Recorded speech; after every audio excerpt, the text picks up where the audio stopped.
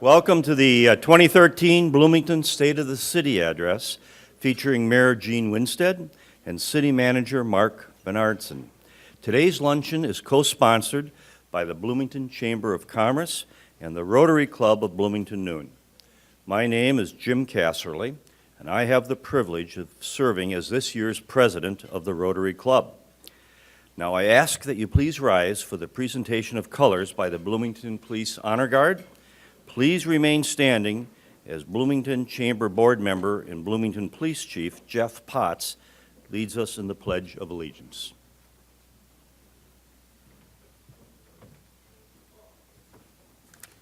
Honor Guard, please post the colors.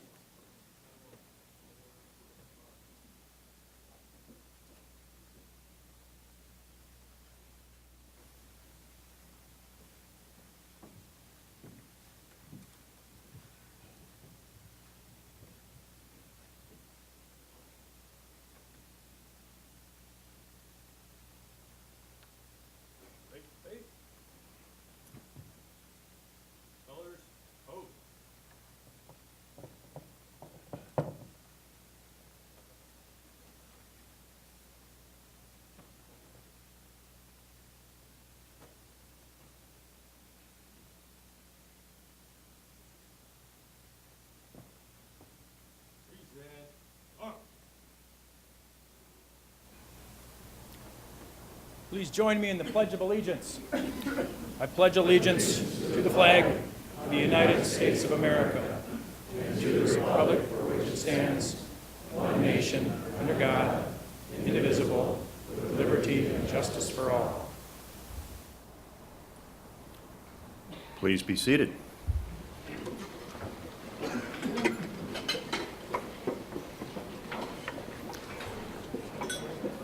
The 2013 Bloomington State of the City is one of the first events held here at the brand new Radisson Blu, which opened just last Friday. General Manager Harry Gorstein joins us today and will provide us with an official welcome to his new facility.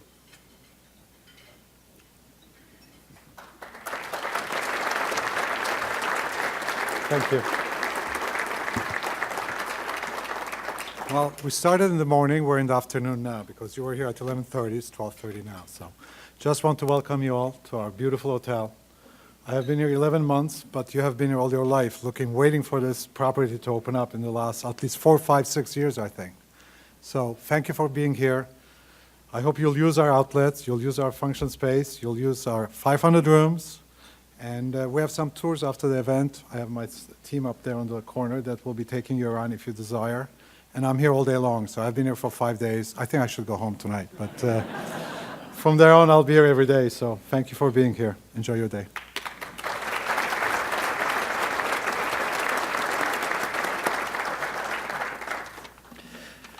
Well, we need to thank Harry and his staff at the Radisson Blu for hosting us in their beautiful facility. Now, I'd like to take a moment to introduce Rotary to those of you who may not be familiar with the organization. I've been told to be brief, and I will. Rotary is not a political organization, but all Rotarians are vitally concerned with everything pertaining to good citizenship and the election of good men and women to public office. A noble goal for sure. Rotary is not a charitable organization, yet its activities exemplify the decency and caring that one should expect from people who believe that they have a responsibility to help others. Rotary is an organization of business and professional people pledged to upholding the highest professional standards. Rotarians believe that worldwide fellowship and international peace can be achieved when business and professional people unite under the banner of service. Bloomington has 2 Rotary clubs, the Rotary Club of Bloomington Noon and the Bloomington Daymakers. Our clubs participate in local and international service projects with the goal of trying to make our community and the world a better place. We offer support to local programs such as Meals on Wheels and VeEP. We mentor students in our schools, and we support a medical clinic in India. Rotarians do not shy from a challenge, and gladly accept such lofty goals as the elimination of polio from the face of the planet, which we plan to achieve within the next several years. This year's Rotary motto is Peace Through Service, and it is a message in which we firmly believe. If Rotary projects and goals seem worthwhile to you, please ask a Rotarian to share with you information about the opportunities our club has to offer. A Rotarian is easy to recognize as they proudly wear the Rotary pin. It is now my privilege to introduce the President of the Bloomington Chamber of Commerce, Maureen Scallon-Thaler. Maureen.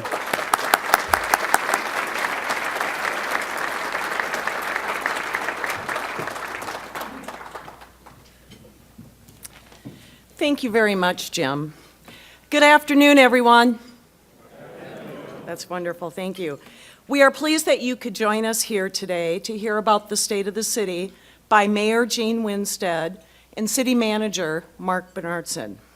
We are very pleased with the connections that the City of Bloomington and the Bloomington Chamber are making throughout the business community.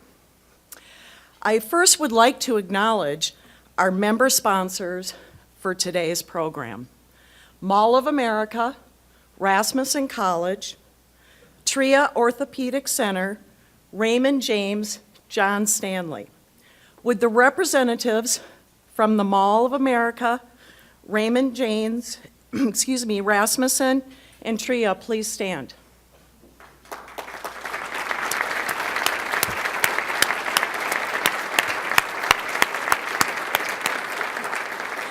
Without sponsors for today's event, we would not be able to put on such a wonderful program for all of you today. Please keep in mind our sponsors do have some display tables outside, and after the program, feel free to stop by, visit with them, and pick up any information that you might find of interest. I would also like to especially recognize the general manager of the Radisson Blu Hotel, Harry Gorstein. Harry, I know you've been up all night vacuuming, dusting, and washing the lettuce. You have done an incredible job, you and your staff. What a beautiful hotel.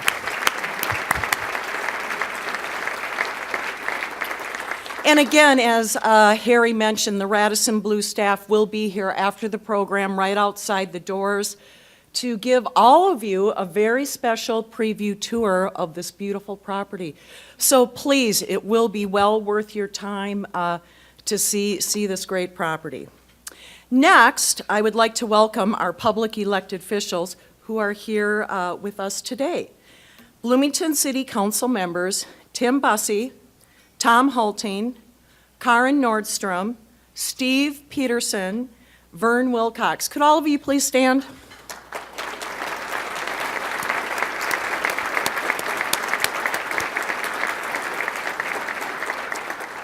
We also have with us today the Bloomington School Superintendent Les Fujitaki, Bloomington School Board members Lyle Ablin, Dick Bergstrom, Nellie Corman. Could you all please stand from the school district?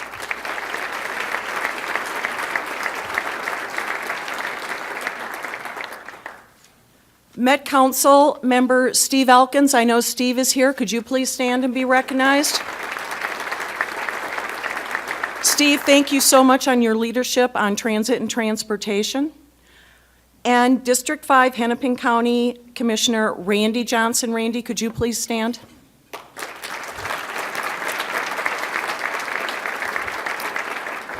As you all know, and it will be talked about a little further in the program, this hotel, this project would not have happened if it weren't for the true private-public partnership with the City of Bloomington, Hennepin County, Mall of America, and the state legislature. So really, this is truly a success story, and when we bring the people, the right parties together, this is the end result. The Bloomington Chamber is an affiliate of the Minneapolis Regional Chamber of Commerce and is committed to addressing the needs and concerns of the businesses in Bloomington. The Bloomington Chamber continues to build relationships with community leaders in and around Bloomington, enabling the chamber to serve as a connector between the local business associations and decision makers on substantive issues that impact the broader business community. The chamber is honored to have the city as a vital partner. We are working with the city on development, public works, and public safety issues, as these are extremely important to our members and the welfare of the chamber. Our Public Affairs Committee works in conjunction with the city's Community Development Department, City Council, and other city departments to be informed as to what projects, ordinances, and developments are being discussed and worked on. This allows the chamber to provide feedback to the city on various issues, projects that could very well impact our member businesses. Over this last year, the chamber's priorities have continued to be representing the business community on the local, state, and county level. We have seen the membership of the chamber increase, 120 members last year, folks. Yep. And a renewed interest in our activities from the city to regional level. We have seen the business community respond to the positive economic climate as it continues to grow at a steady pace, such as adding jobs to the community. We need to continue to work closely with the city to allow for development projects such as the South Loop District, which will further enhance and make our community a better place to live, work, and play. And now, it is time for our main event. It is an honor and a privilege as I call to the podium Neil Peterson to introduce our speakers for today. Neil served as Bloomington City Council member from 1978 to 1989, mayor from 1990 to 1994, and state representative from 2005 to 2008. And I believe you had a short time at the Bloomington Chamber of Commerce as well. Very short. Yeah. Please welcome Neil Peterson.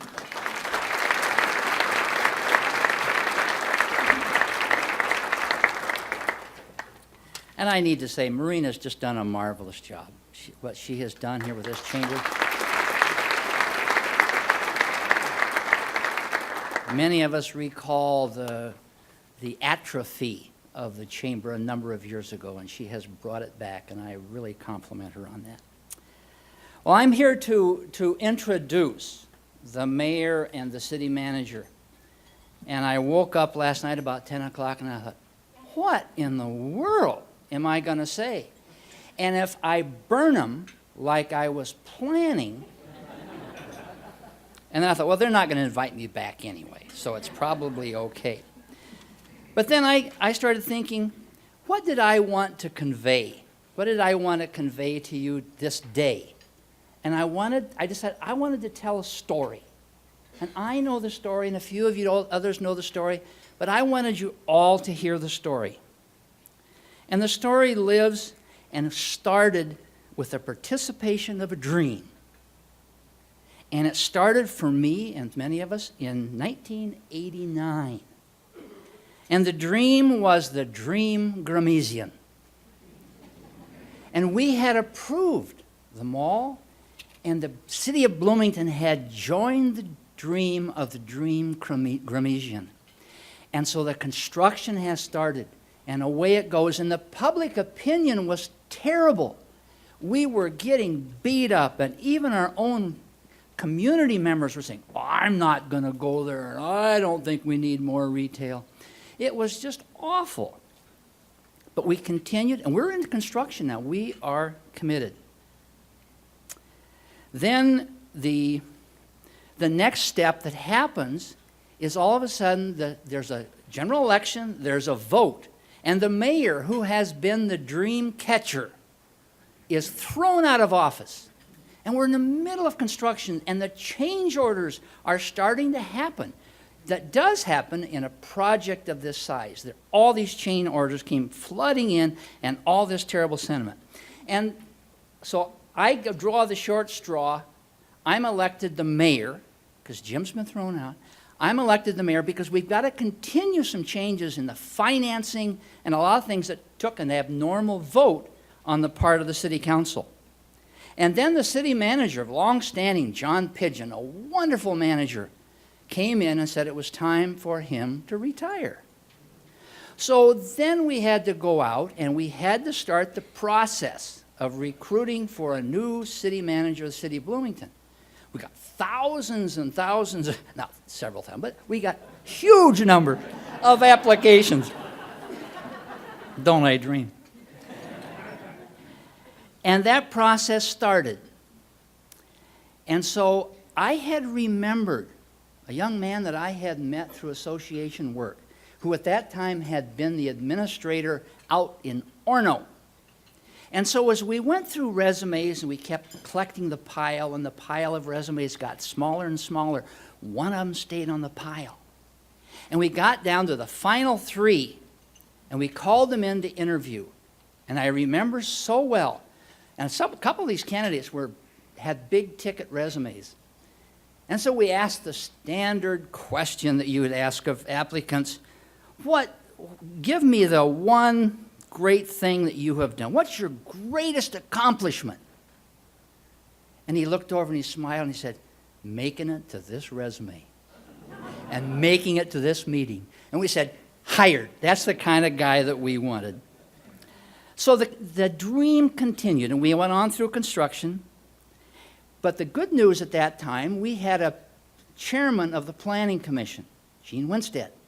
And so we had our back covered at the Planning Commission, and we were starting to move ahead with the change orders of the Dream Gramesian.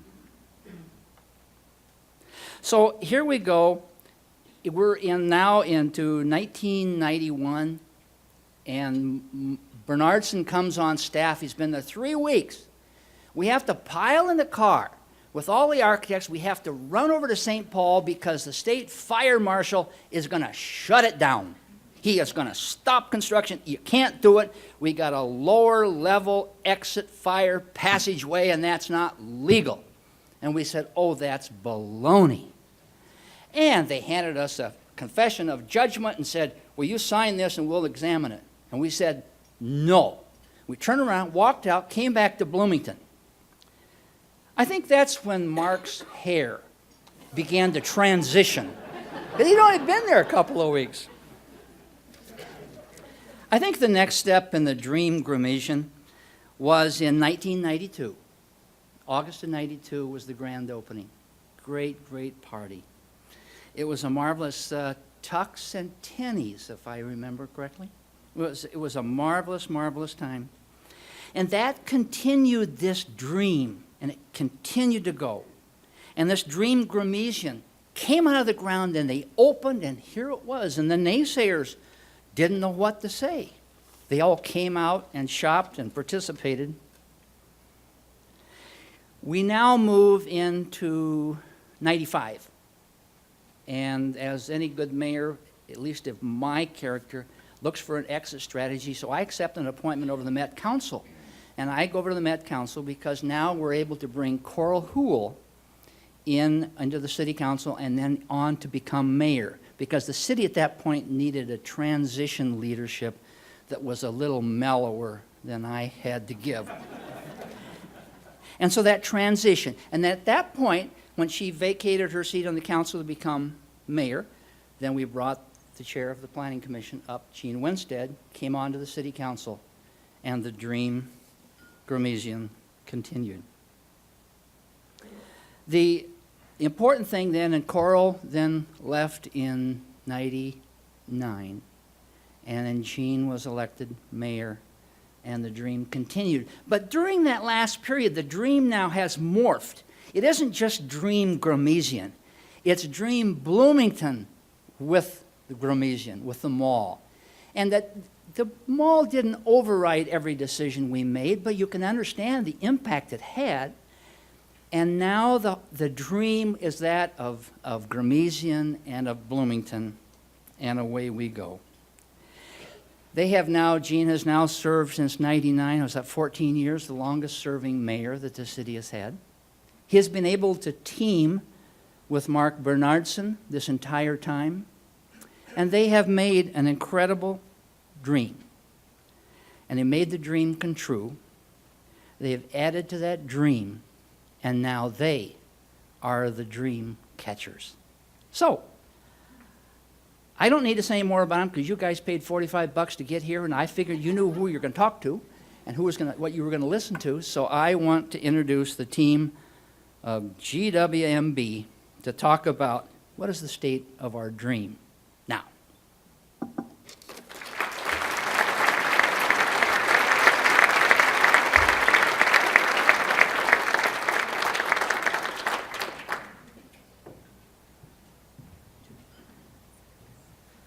Well, that was a tremendous introduction, and it really was a good trip down history, down memory lane, and a lot of history there. Well, I want to welcome you to the 2013 State of the City Address. Happy to be here today, and this is just a wonderful facility, and Harry, thank you for hosting this today. A little bit of information here for you tech heads. You'll notice on your table there's a table tent, and it's regarding a way to maybe ask some questions during the presentation. It's got a hashtag on there. You're going to be able to Twitter them in, and if there's anything you'd like to have answered or we can discuss at the end of the presentation, please just Twitter that in and we'll be there to answer those questions.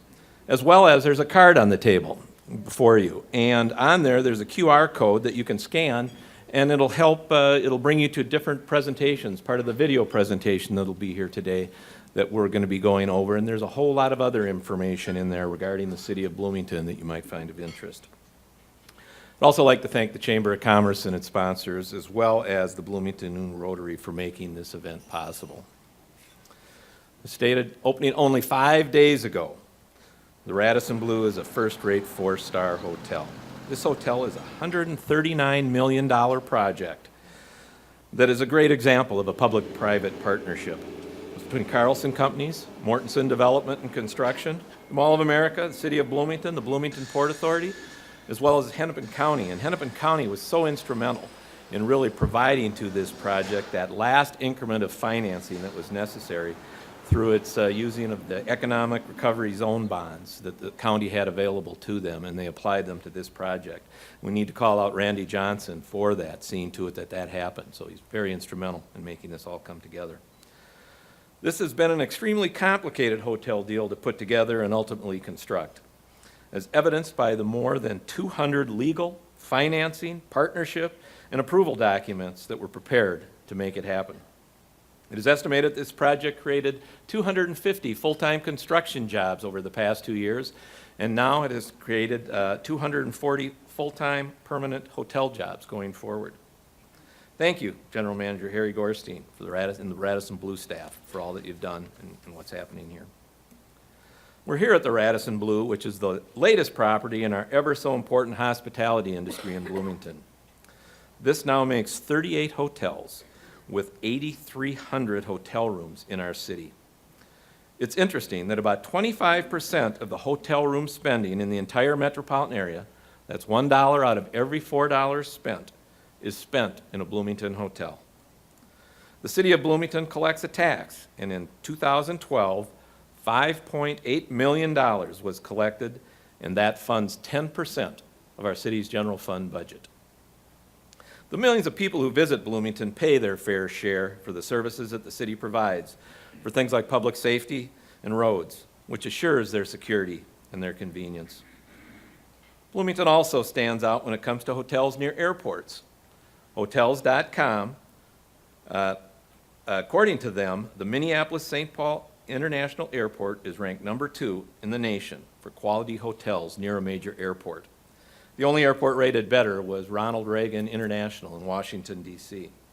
And we are grateful and proud of all the hotels in the hospitality industry in the city of Bloomington, which collectively is the largest industry in our city. Considering that where you are seated was once a parking lot, perhaps a sub-theme of today is turning visions into reality, because you will be hearing that throughout this presentation. We can accomplish our goals because we have a vision and the ability and resources to carry it out. Our vision, to build and renew the community by providing services, promoting renewal, and guiding growth in an even more sustainable, fiscally sound manner. This defines our strategy to continue to keep this community thriving for the long term. To help the city's strategic planning and vision, we conducted a community survey in 2012. This highly accurate survey was conducted by the National Research Center out of Boulder, Colorado.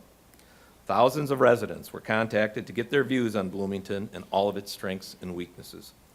The National Research Center has surveyed more than 500 cities, and we were able to take our Bloomington results and compare them directly with 21 high-performance peer cities that are similar to Bloomington in size, location, demographics, population, and employment base. So how are we doing? Well, I'm happy to discover that I'm not the only one who loves Bloomington. The survey showed residents also love their city. When asked about their opinions of Bloomington, 94% praise Bloomington as a place to live. 94% also would recommend living in Bloomington. 90% rated the overall quality of life as excellent or good.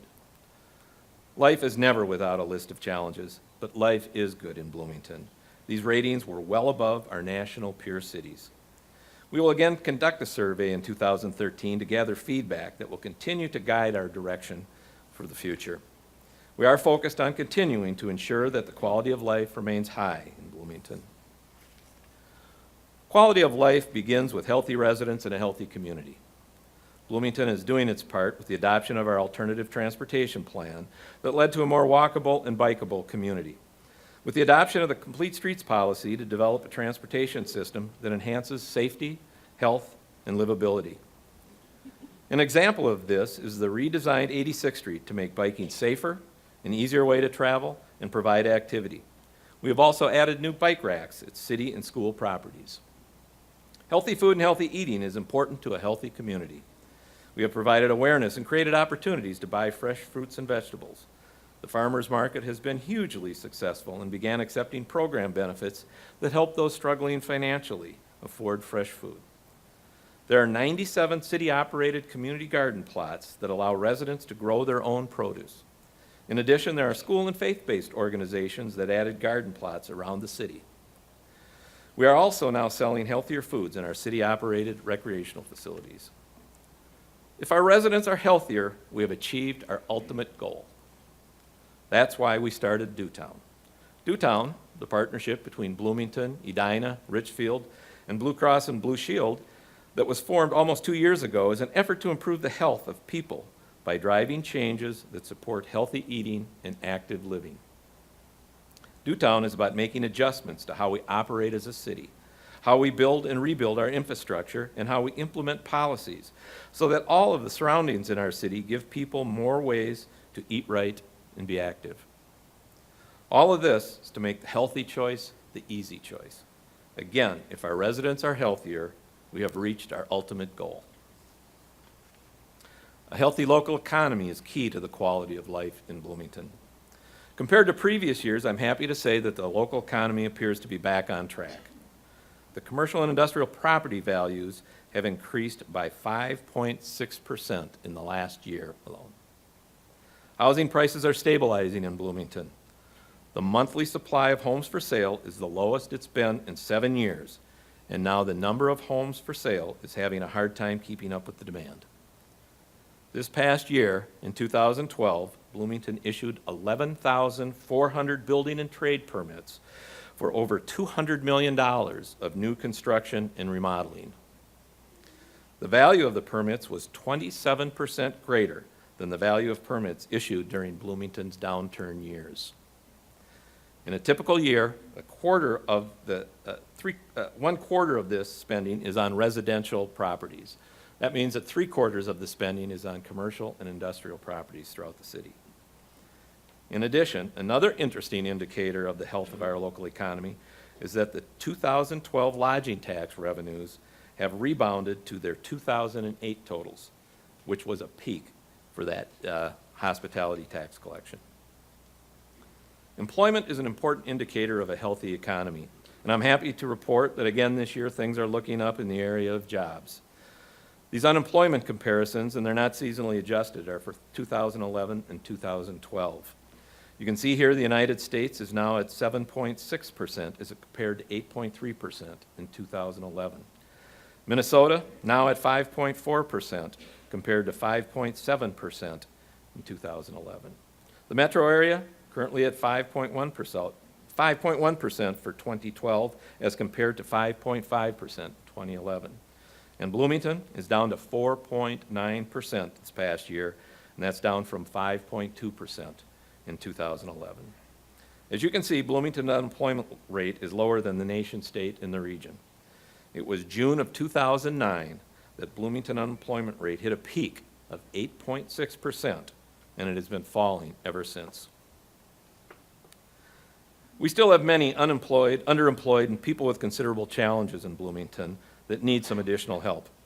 I'm announcing that volunteers enlisted to assist people, VeEP, our local food shelf, transportation, and social service provider, will be ceasing operations at its current location. I wish I could make that announcement because there was no longer a need for a food shelf or other helping services within our community. But the need is still there, and VeEP has taken on the challenge to meet those needs by moving into an improved facility at a better location.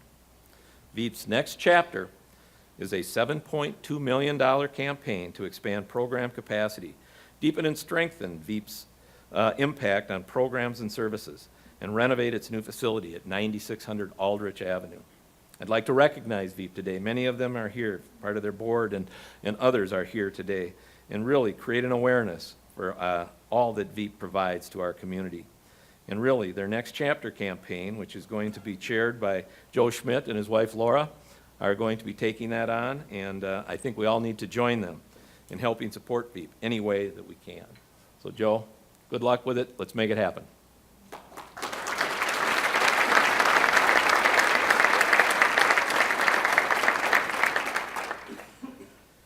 Employment is one of the main elements of a healthy Bloomington economy.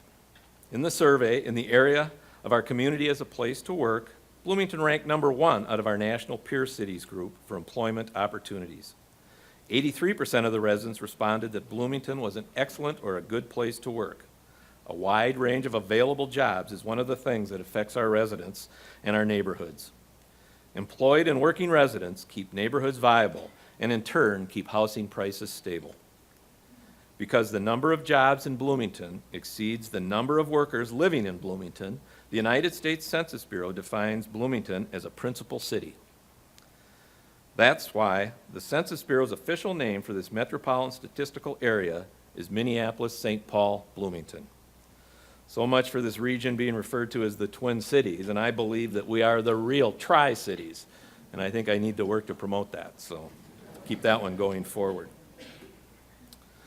Products are made, services are delivered, and goods are sold in Bloomington.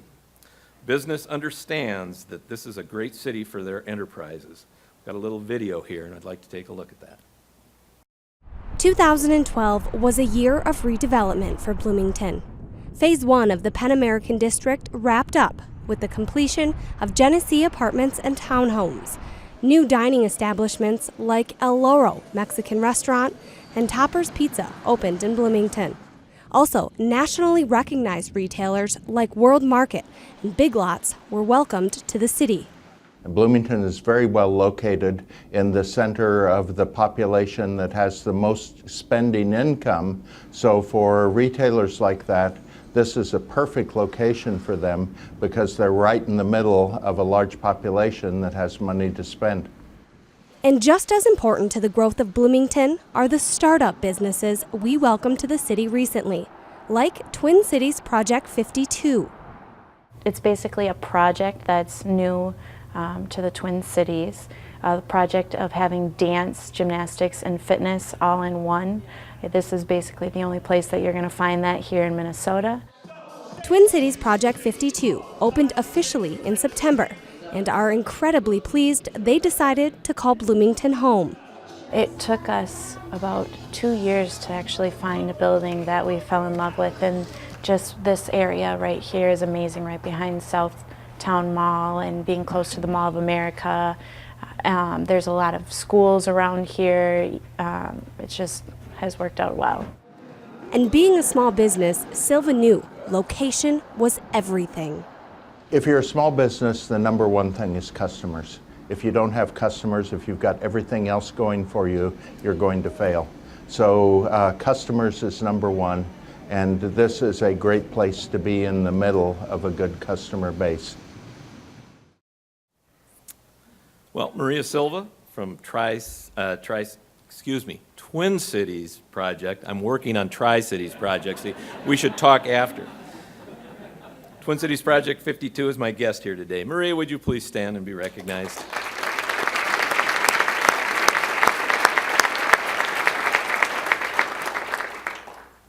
Maria described her decision to locate her dance studio in Bloomington's Pan American District, and Maria is not alone. Here are a few of the other businesses that cut a ribbon in Bloomington in 2012. There's a great variety of small and larger businesses, and they are all locating throughout the community and in all corners of the community.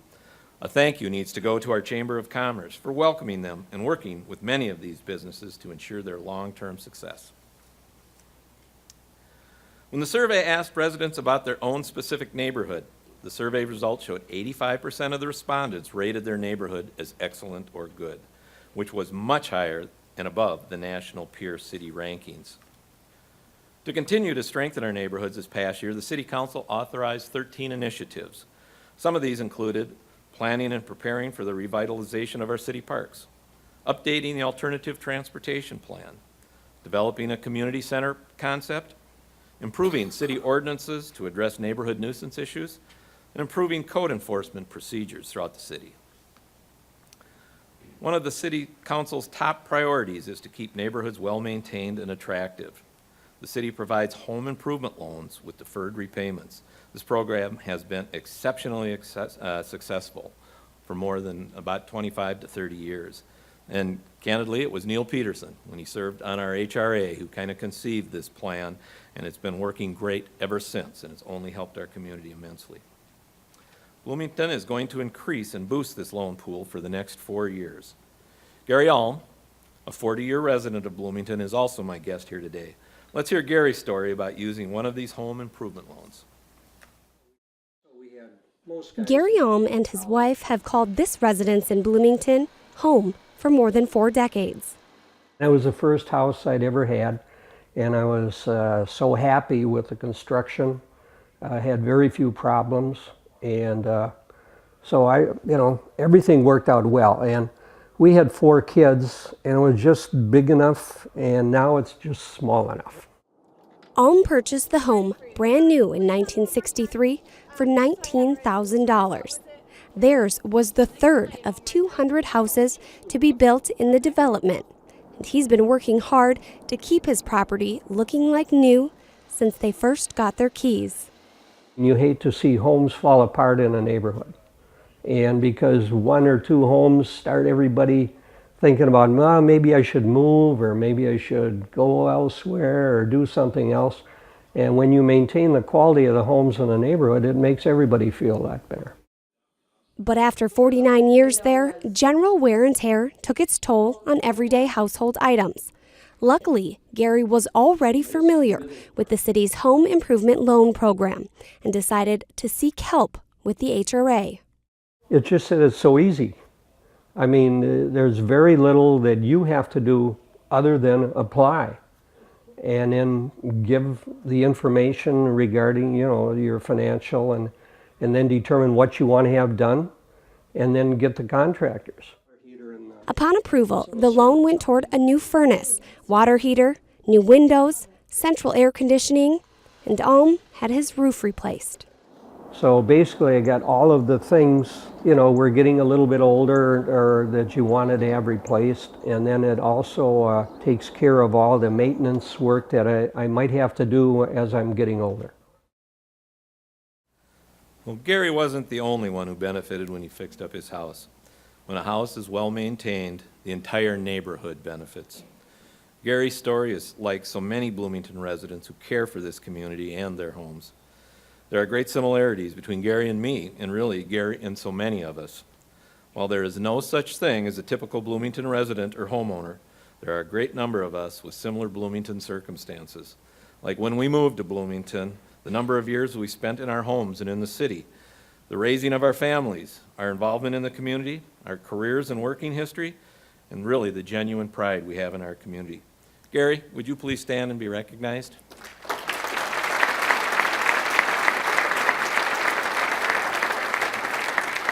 Thank you for your long-term residency and for continuing to improve your home and setting the example on how to make your neighborhood a better place to live. Parks, city facilities, open space are some of the other reasons why residents consider their neighborhoods livable. We are continuing to maintain quality of life services in the city of Bloomington. Much work was done at Highland Greens Golf Course this past year with improvements to the driving range and creating a golf practice facility. Also, reinvestment and improvements were made to the Bloomington Family Aquatic Center, our community swimming pool. We installed 2 new water slides and completely renovated the old and very tired bathhouse. These are great improvements to a very heavily used amenity. This year, we'll also be making improvements to the Bloomington off-leash recreation area for dogs by adding security lighting and drinking fountains. I suppose this can be called quality of life for canines, but this is a very heavily used area by a great number of Bloomington residents. We will also be continuing to replace aging playground equipment at several parks throughout our city. Improved parks and facilities do strengthen neighborhoods and ultimately strengthen the entire community. Highland Green Golf Course celebrates its 50th anniversary this year. And here's a photo of me and my grandson at Highland Greens. And on a little personal note, one of the ways you build community is by having real and shared experiences throughout your life. And a little personal note, Highland Greens now celebrating its 50th year, its 50th anniversary. In the 60s, I remember playing this golf course with my father. I've played this golf course with my wife and our 3 daughters. And now I've played the golf course with 2 of my grandchildren. It's an amazing thing. This picture was taken, and it really memorializes my grandson's very first par. He scored a par on that hole. And it also memorializes the first and the last time he's ever going to beat me on a hole because I did not par it. And this builds community. Strong schools support neighborhoods. 81% of those surveys reported that educational opportunities in Bloomington were excellent or good, and this was the highest positive response among our selected peer cities. The survey results showed 82% of respondents felt Bloomington Public Schools were excellent or good, and 87% said Bloomington was an excellent place to raise a child. I'm happy to report these high grades. Education is key to a thriving community and critical to the future of jobs and our economy. Bloomington Public Schools is an educational leader with a mission to prepare all learners with the ability to thrive in a rapidly changing world. Bloomington Public Schools achieves its mission by maximizing achievements for all students, implementing innovative and best practice programs, enhancing strategic partnerships with community stakeholders, and optimizing its precious financial resources. I'm proud to announce that our Bloomington schools are repeatedly achieving success and receiving recognition and awards for their many achievements in quality education and programs. Pathways to Graduation is a comprehensive framework that identifies key milestones that students need to be prepared for college or a career. And Bloomington Public Schools are specifically recognized as a state and national leader and as a model for innovative, high-quality early childhood programs with the goal of preparing all children to be ready for kindergarten. The variety of higher educational opportunities in Bloomington continues to grow. This slide will remind you of all this community has to offer. Other communities don't have the quantity or the choices of post-secondary opportunities we have. A recent Milken Institute study measures the strong relationship between education, good jobs, and a region's economic prosperity. Each additional year of post-secondary schooling increases wages by more than 17%. I'd like to thank Rasmussen College, one of our sponsors here today, for being a member of our post-secondary education system in the city of Bloomington. Thank you. Normandale Community College had a milestone this past year. We've got a video of that, and we can take a look at that. On a gray day in early February, the atmosphere at Normandale Community College was anything but.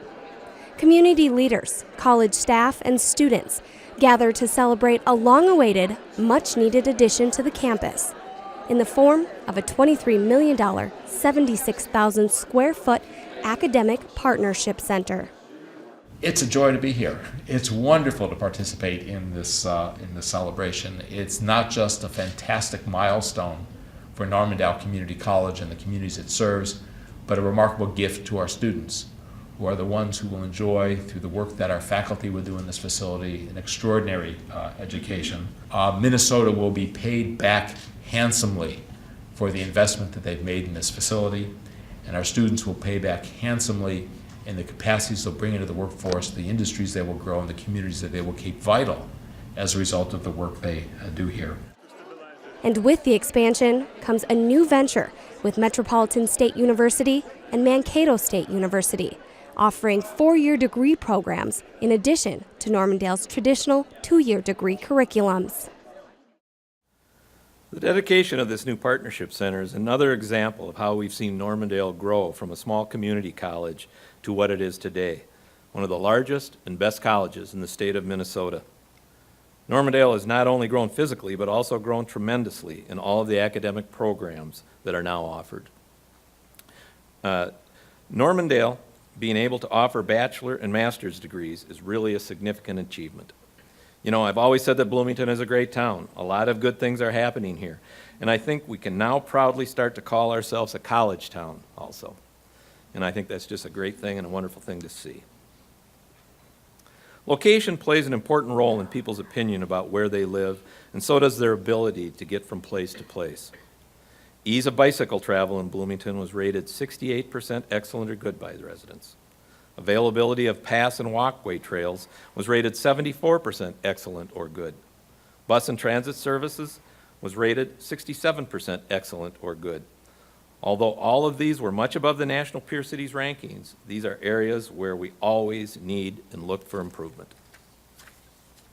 In fact, we are doing lots of things to make transit, biking, and walking experiences better for people.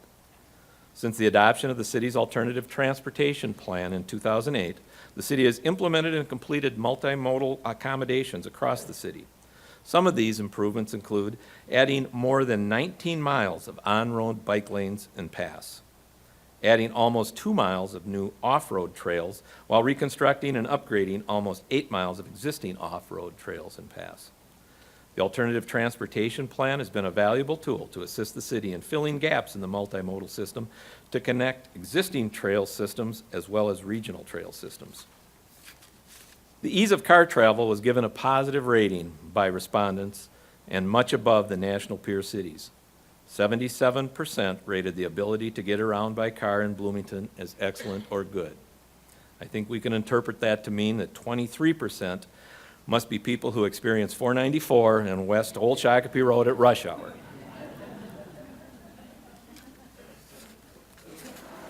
Interstate 494 is nothing short of a nightmare during the morning and evening rush hours. I'm happy to report that the rebuilt and new 494 and 169 interchange has been completed. The new interchange is a significant improvement to one of the region's worst traffic congestion bottlenecks. This is a project that began more than 30 years ago, and all of the road work was completed this past November. The only work left on the project is to add and finish some landscaping, and this should be completed yet this summer. The new interchange improves safety and mobility along Highway 169 by converting the highway to the level of a freeway and by installing 6 new roundabouts to the freeway exits and entrances to facilitate all of the local traffic circulation. I'd like to thank Bloomington Deputy Director of Public Works, Jim Gates, who played an instrumental role over the many, many years in seeing this project through to completion. Where is Jim? Jim, could you stand and be recognized?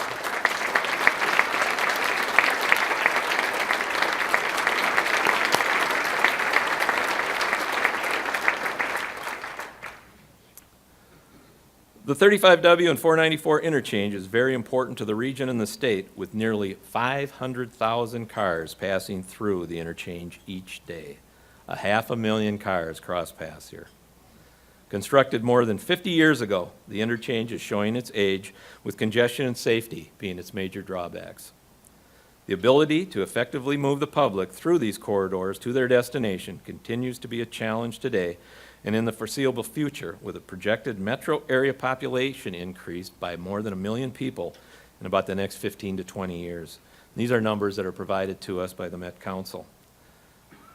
In 2010, MnDOT completed a preliminary design report, which included a turbine interchange design as the preferred recommendation. The project includes both freeway and transit improvements. A main reason this current plan is now being considered is because it is less expensive than the previous solution, and it can be built in phases, which makes it more affordable over time.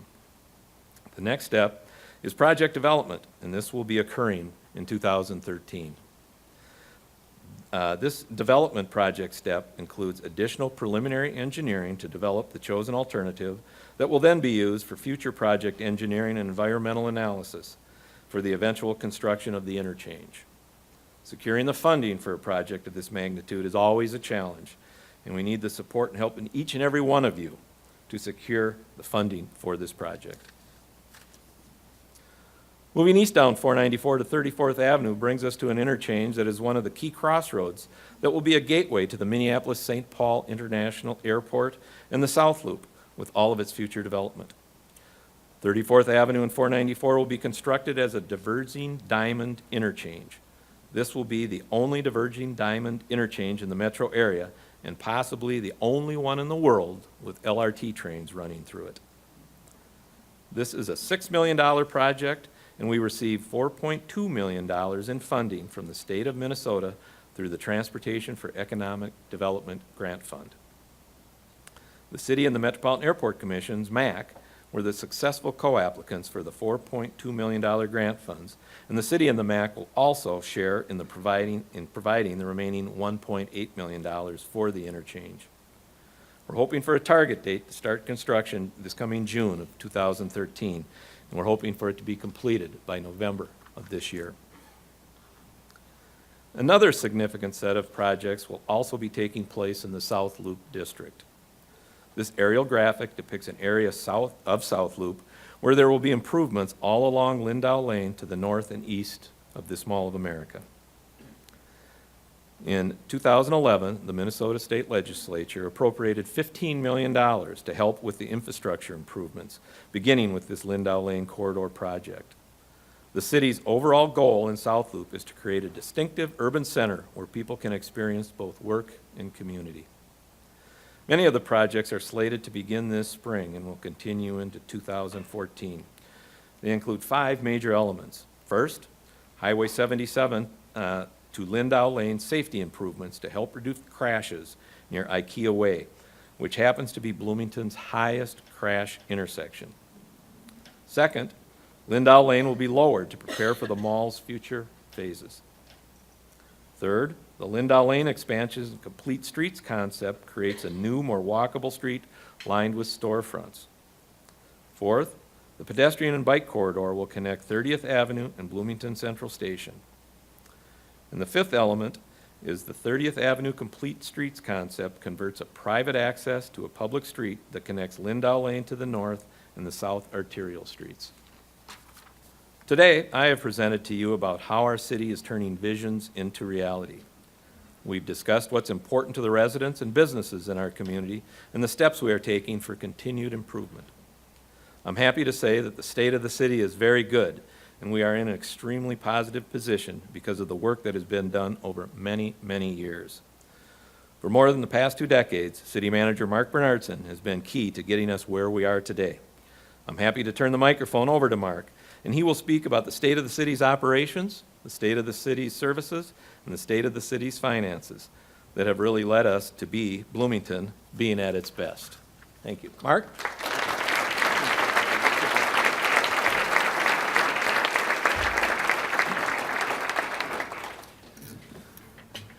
Thank you very much, Mayor Winstead. As you've indicated, Bloomington as a community continues to move forward towards its strategic vision.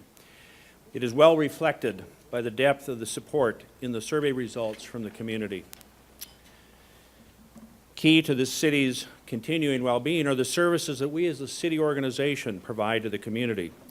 So how do we stack up with our services? When asked, overall, how would you rate the quality of services provided by the City of Bloomington? 88% of those choosing to rank this question indicated that city services were either excellent or good. That placed us second out of the peer cities that the mayor had mentioned. And how are our public safety services ranking? 89% of the survey respondents ranked police services as excellent or good, which places us third among our peer cities. 95% ranked fire services as excellent or good, coming in second with our peers. In a typical year, about a quarter of Bloomington residents come in contact with the police department. Of those who do, 72% rated their overall impression as excellent or good. Given that a significant number of those coming in contact with the police are receiving less than good news, traffic citations, this number is significant, especially when you consider that the community survey responses rank the quality of Bloomington's traffic enforcement places us second among our peers. 86% of the residents feel very or somewhat safe from violent crime, placing us fifth in our peer communities. 75% feel very or somewhat safe from property crime, placing third among our peers. Residents' perception of safety in Bloomington, as I assume is true for most of our peers, is much above the results of the national city rankings.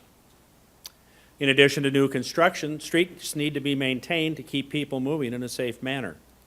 Transportation services delivered by the Public Works include our street lighting, that ranked fifth among the peer cities, sidewalk maintenance that ranked fourth, traffic signal timing that ranked third, street cleaning that ranked second, and the winner, snow removal. We were first among our peer cities.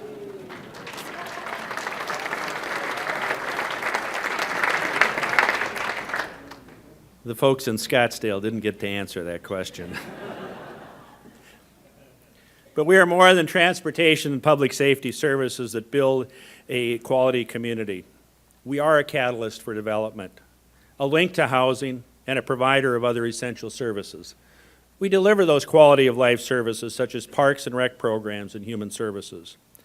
In our utilities ranking that will gladden the hearts of many, especially former Mayor Neil Peterson, who frequently noted that drinking and flushing were key city services.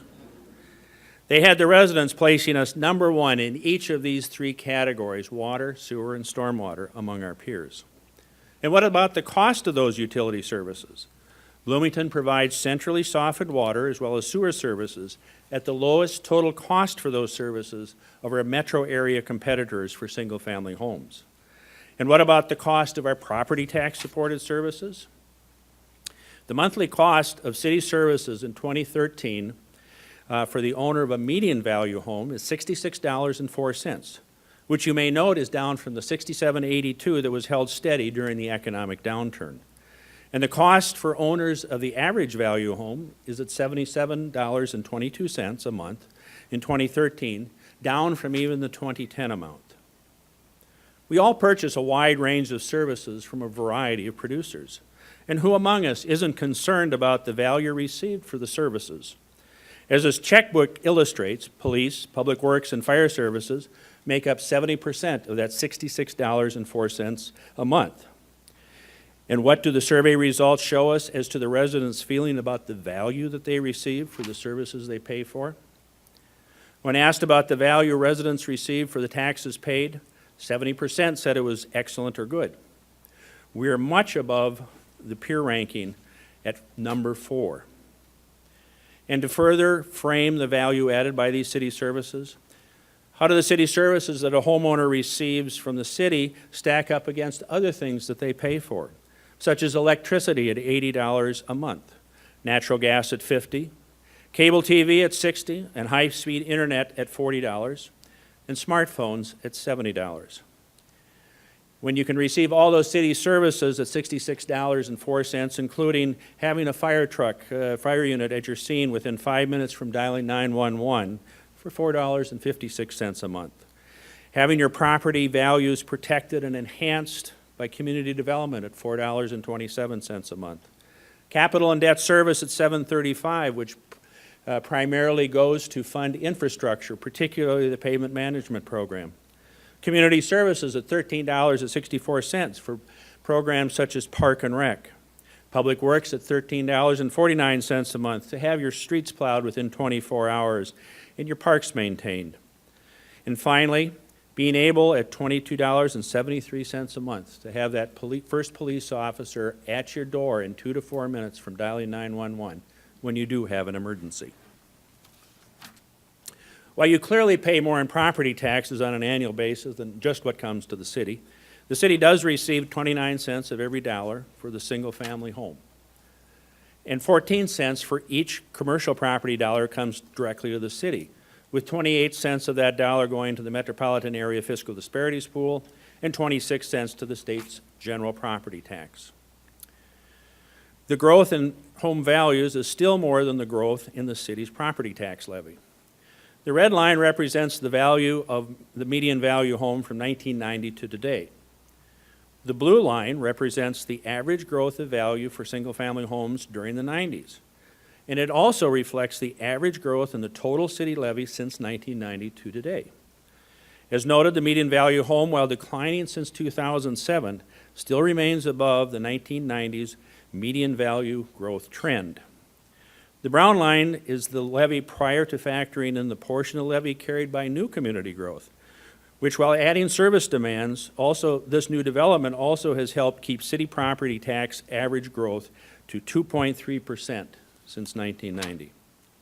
And how do we stack up against our peer cities in Hennepin County in terms of monthly property tax cost for the median value home? Let's take a look at the trend since 2007. Eden Prairie has remained around $90 a month.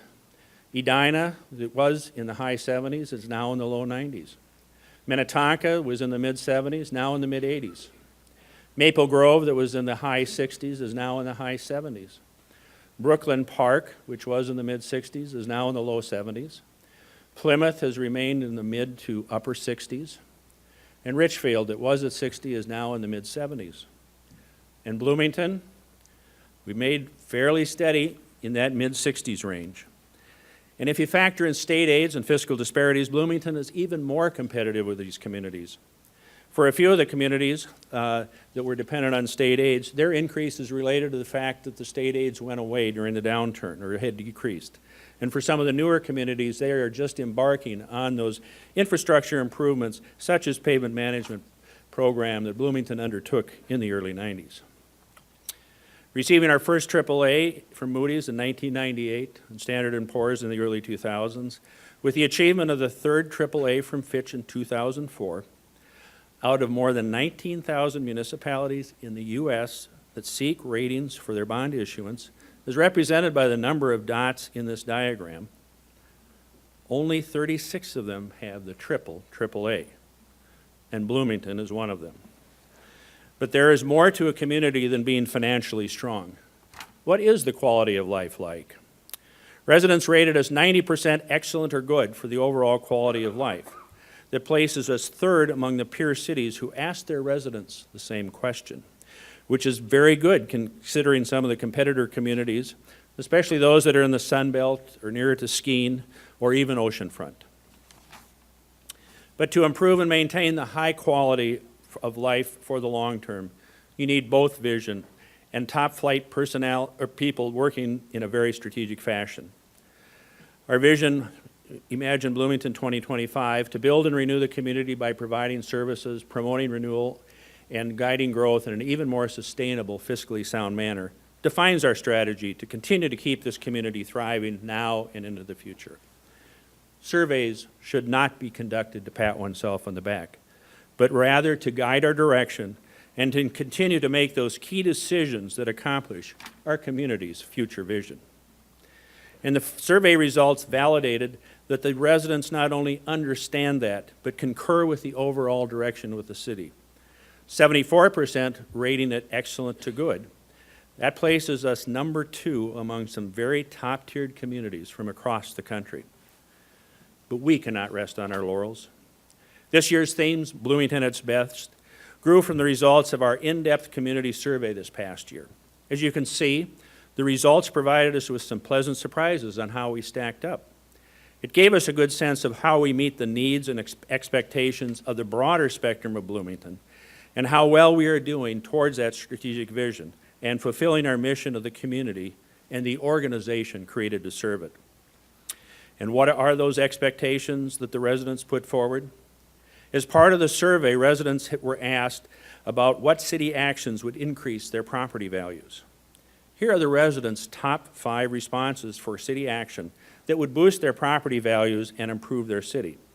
along with the actions being taken to help achieve those. Number one, a real surprise, keeping property taxes as low as possible. As noted a few slides ago, Bloomington continues to have the lowest monthly property tax costs for city services for a median value home in Hennepin County for the communities over 20,000. Number two, redevelop old commercial properties. Bloomington has accelerated its efforts to redevelop older commercial areas. The 3 detailed district plans are a critical tool that are yielding results, as noted by the mayor. Increased street maintenance is number 3. Bloomington has continually funded the successful pavement management program for 20 years, as well as making improvements in our street and sidewalk snow removal services. Number 4, new bicycle and walking trails that the mayor addressed, having completed many of the recommendations from the 2008 Alternative Transportation Plan, part of the city's strategic initiatives of the City Council this next year, 2013, are updating that transportation plan for the next several years. Finally, number 5, additional home improvement loans.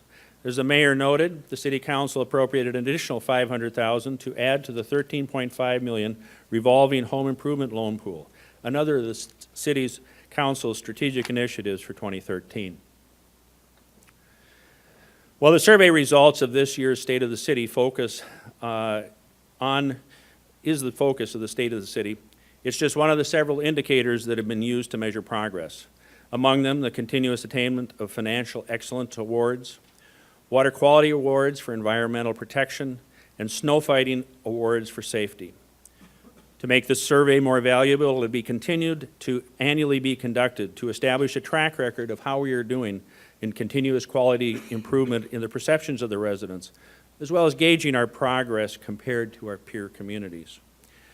If you'd care to drill down further into the survey results, please visit the city's website at www.ci.bloomington.mn.us and type in the keyword survey up in the corner where you can type.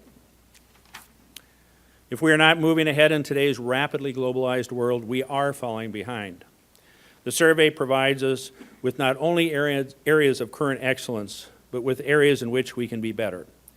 Overall, even in areas that rate well, some years may be stronger than others, but like life, community renewal and service improvements are ongoing journeys. They are not destinations where one should never assume to where they have arrived.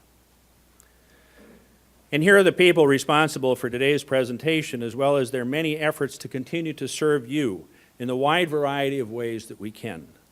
Please stand if you're in the audience as I read your name. Tom Bolin, Laurie Economy Scholar, Caitlin Cockrell, Matt Gershmill, Jim Gates, Janine Hill, who we owe a lot to. She made this presentation all possible today. Dave Holm, Eric Jewell, Carl Keel, Diane Kirby, Carolyn Lane, Kim Larson, Larry Lee, Glenn Markegard, Tina Mortimer, Jan Norbeck, Grant Parker, Londell Pease, Shelley Peterson, Carol Pelzel, Mark Reichel, Cindy Rollins, Shane Rudling, Tim Sass, Ruth Tripp, Jim Urey, and Julie Vogel.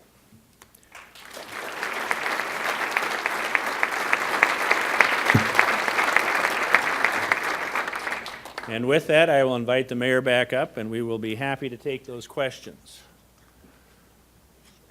Anybody tweeted us? Yes, we have time for one question, and the tweet is, what are some of the major challenges that you see for the city of Bloomington? Some of the major challenges, ongoing and major challenges, really they were, for the most part, highlighted in the presentation. I think major challenge will be providing essential quality services on an ongoing basis and not letting the property taxes that need to fund those services get out of hand. So we're going to have some challenges there. As well as probably one of the other major challenges is really revitalization of our cities and the neighborhoods. We talked quite a bit about that, but that is key, and we have to keep working in that direction because of the age of our city and what we're seeing and all that's happening. So, and I'd only add to that, with the start by former Mayor Neil Peterson, we can never be satisfied with where we're at. We continue to need to dream better, a better Bloomington, and we continue to need to attract the people who will help make that happen and turn those dreams into realities. I think we've been running a little long, so I would like to again thank you. Thank you for being here at this year's 2013 State of the City.